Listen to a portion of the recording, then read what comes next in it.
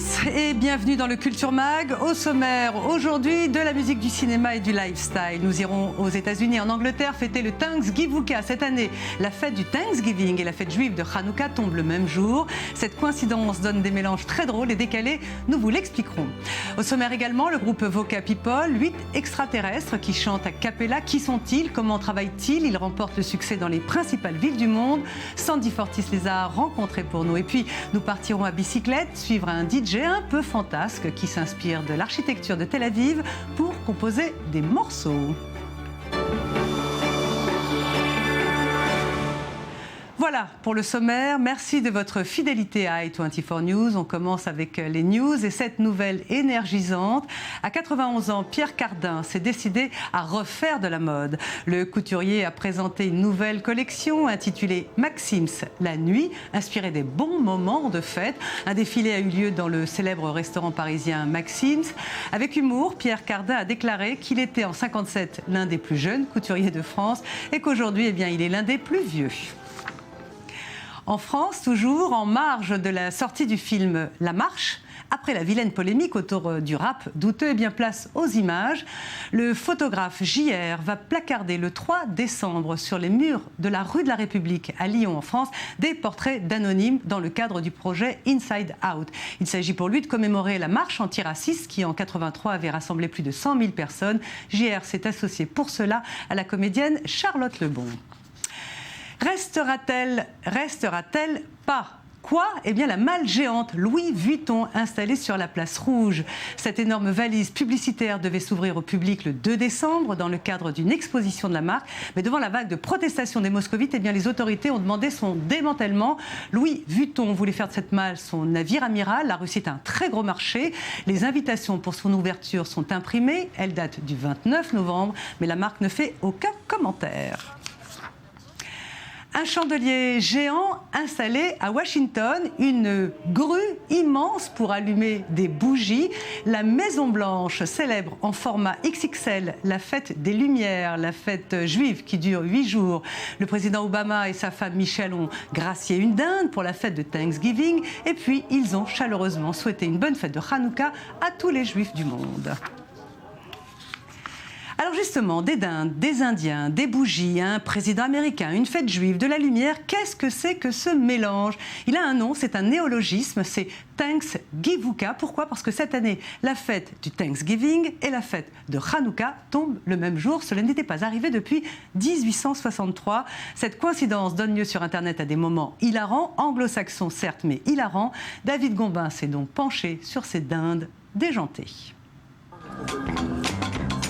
Thanksgiving, la convergence de Hanouka, la fête juive des Lumières, et de Thanksgiving, l'action de grâce pour remercier les Amérindiens qui ont aidé les premiers pèlerins fraîchement débarqués du Mayflower. La convergence des deux dates est l'occasion pour les communautés juives et chrétiennes de fêter l'événement ensemble. À Boston, le maire a officiellement instauré la fête de Thanksgiving pour unir les habitants de cette ville. Et à New York, une toupie géante, symbole de la fête des Lumières, a été ajoutée à la parade de Thanksgiving. La toile, elle aussi, s'est prise au jeu. On ne compte plus les sites et blogs qui vantent les avantages de cette nouvelle fête et qui vous conseillent sur toutes les façons de bien marquer le coup. Où la fêter, comment s'habiller, comment occuper vos enfants. Aucun doute, la folie Thanksgiving a saisi les États-Unis. Everybody loves Thanksgiving. Cette fête d'un nouveau genre inspire aussi des parodies hilarantes. When you stuff your face with turkey, make sure it's a kosher bird. Le marketing y a aussi mis du sien. Chandeliers et brioches en forme de dinde, cartes de vœux, plats concoctés tout spécialement. Vous trouverez de tout sur Internet. Heureusement, le prochain Thanksgiving aura lieu en 2070, ce qui vous laisse amplement le temps de vous préparer. Et dès Noël prochain, place au nouveau concept tendance et beaucoup plus récurrent, le Chrismukkah.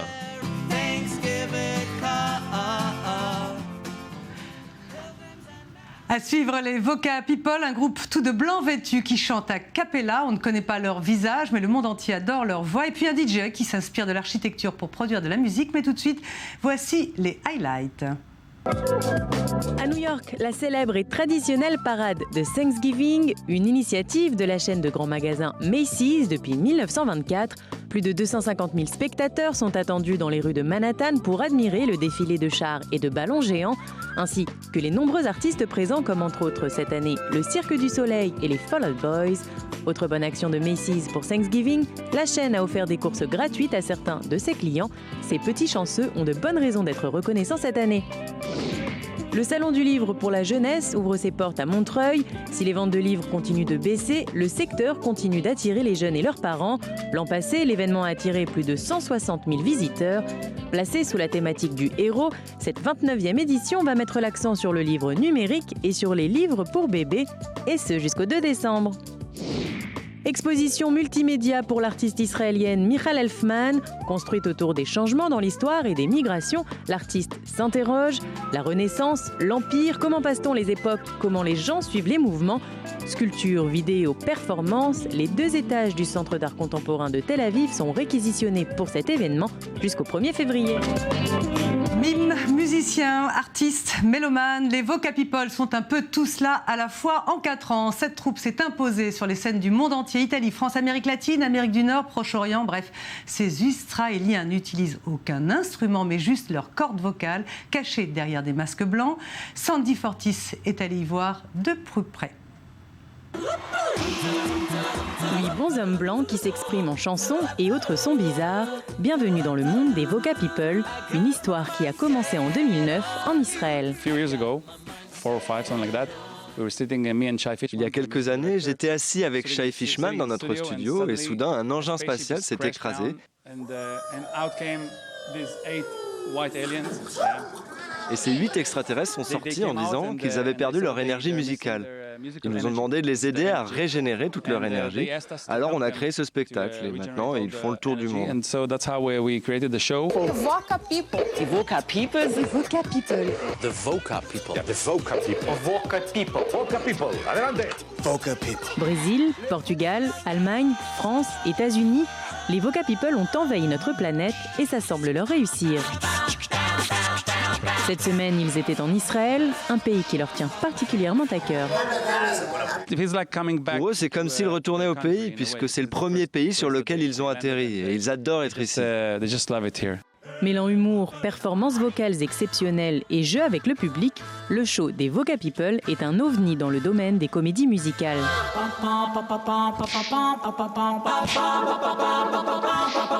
Peut-être est-ce justement l'ingrédient secret de leur succès.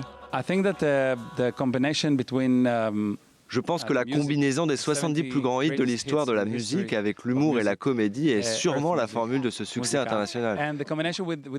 Parce que tout le monde est touché par la musique et par l'humour. Tout le monde adore ça. Représentation sans artifice, seuls quelques jeux de lumière accompagnent les voix des Voca People.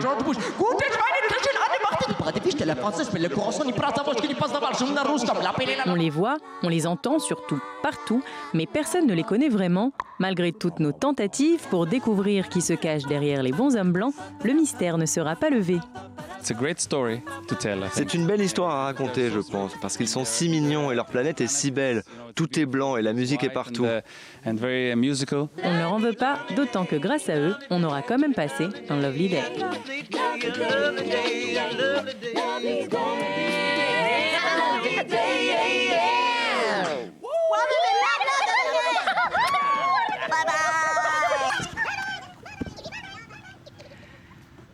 On reste en musique avec encore un drôle de personnage. Il s'appelle Digital Me. C'est un cycliste qui s'inspire de l'architecture pour composer des morceaux. C'est abscon? Alors pour le comprendre, Gabi Tartakovsky a enfourché son vélo, accompagné à Tel Aviv par David Gombin. Chaque jour, Digital Me, de son vrai nom Shai Librovski, passe des heures sur son vélo à naviguer dans les rues de Tel Aviv pour un étonnant projet qui mêle musique et architecture. Des longues balades en 2 roues pour une œuvre virtuelle disponible sur la toile et titrée Bike Rider. Des moments de musique associés à des quartiers de la ville. Une drôle d'expérience de cyclisme musical pour laquelle nous avons rendez-vous au parc Ayarkon, dans le nord de la ville. I had some things between Souvent, je ressens un lien très fort entre la musique que j'écoute et le moment de cette écoute. Cela me rend vraiment heureux et c'est quelque chose que j'ai voulu exprimer dans ma musique.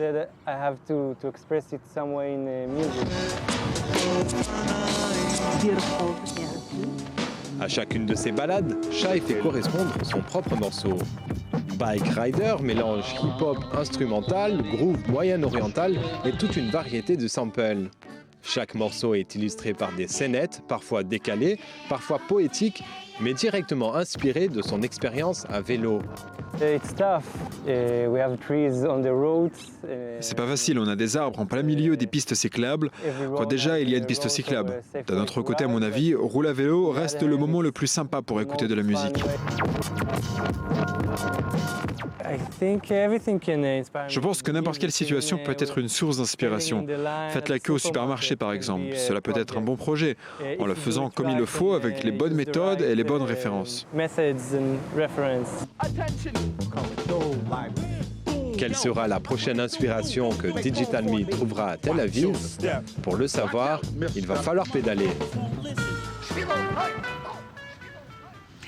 Du cinéma avec vous, Laetitia Loreni, notre chroniqueuse cinéma. Bonjour. Bonjour Valérie. Il a sorti cette semaine en Israël d'un film très très intéressant, White Panther, qui aborde la question de l'immigration et l'intégration des Russes dans la société israélienne et leur relation avec les autres communautés. White Panther. White Panther, exactement. Alors pour remettre un petit peu dans le contexte, dans les années 90, il y a eu plus d'1 million de Juifs qui fuyaient l'Union soviétique et qui sont arrivés en Israël. Alors pour la plupart, ils se sont très bien intégrés à ce nouveau style de vie, mais pour d'autres, ça a été très compliqué, ça l'est toujours. Ils se sont un petit peu ghettoisés et évidemment, quand il y a un ghetto, il y a des gangs.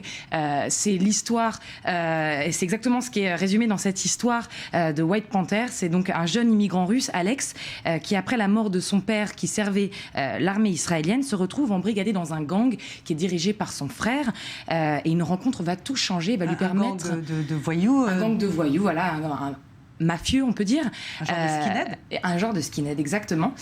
Skinhead, qui n'est pas du tout la même chose que les skinheads qu'on peut avoir en France. Mais un homme va tout changer dans la vie de ce jeune homme, Alex. C'est un autre immigré, un autre immigrant. C'est son coach de boxe, qui est un immigrant juif, marocain, religieux, et qui va lui donner, contre tous les préjugés, l'opportunité de devenir boxeur.